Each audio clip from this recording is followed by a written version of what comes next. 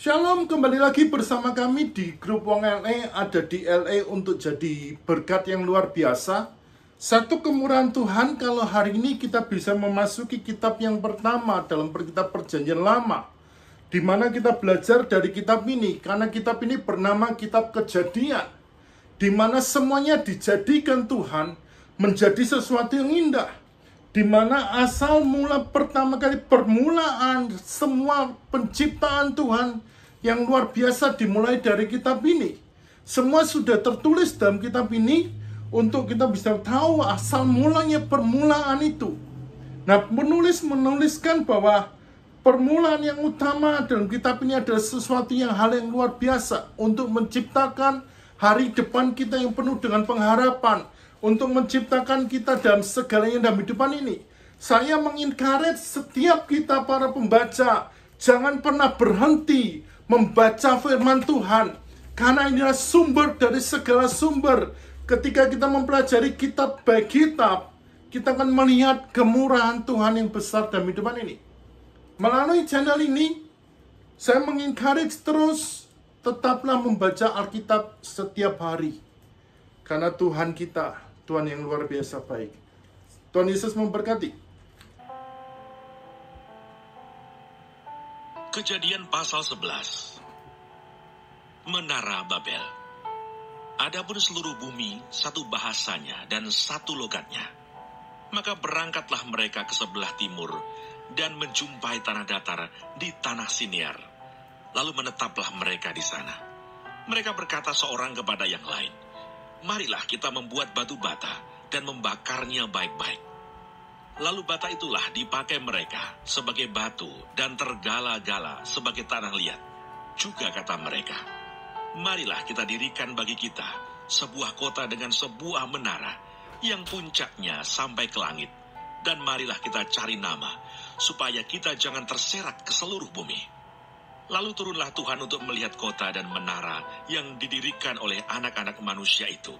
Dan ia berfirman, "Mereka ini satu bangsa dengan satu bahasa untuk semuanya. Ini barulah permulaan usaha mereka. Mulai dari sekarang apapun juga yang mereka rencanakan, tidak ada yang tidak akan dapat terlaksana. Baiklah kita turun dan mengacau balokkan di sana bahasa mereka, sehingga mereka tidak mengerti lagi bahasa masing-masing." Demikianlah mereka diserakkan Tuhan dari situ ke seluruh bumi, dan mereka berhenti mendirikan kota itu. Itulah sebabnya sampai sekarang nama kota itu disebut Babel, karena disitulah dikacau balokkan Tuhan bahasa seluruh bumi, dan dari situlah mereka diserakkan Tuhan ke seluruh bumi. Keturunan Sem. Inilah keturunan Sem. Setelah Sem berumur 100 tahun, ia memperanakkan Arpakshad 2 tahun setelah air bah itu. Sem masih hidup 500 tahun setelah ia memperanakkan Arpakshad, dan ia memperanakkan anak-anak lelaki dan perempuan. Setelah Arpakshad hidup 35 tahun, ia memperanakkan Selah. Arpakshad masih hidup 403 tahun setelah ia memperanakkan Selah, dan ia memperanakkan anak-anak lelaki dan perempuan. Setelah Selah hidup 30 tahun, ia memperanakkan Eber. Selah masih hidup 403 tahun setelah ia memperanakkan Eber, dan ia memperanakkan anak-anak lelaki dan perempuan. Setelah Eber hidup 34 tahun, ia memperanakkan Peleg. Eber masih hidup 430 tahun setelah ia memperanakkan Peleg, dan ia memperanakkan anak-anak lelaki dan perempuan. Setelah Peleg hidup 30 tahun, ia memperanakkan Rehu. Peleg masih hidup 209 tahun setelah ia memperanakkan Rehu, dan ia memperanakkan anak-anak lelaki dan perempuan.